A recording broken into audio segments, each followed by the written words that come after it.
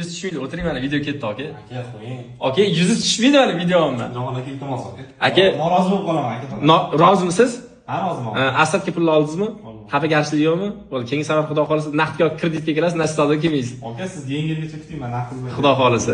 Mana yuz tushmadi aka. Yangi yilgacha Okangiz videoga tushib bermayman deyaptilar. Aka, tepada kamera turib shotdan qo'yib olasiz. Yo'q, video qo'ymay, noroziman deyaptilar. Mayli, aka, rozimisiz? Glaniz oldi bergan shotga bo'ldim dedim.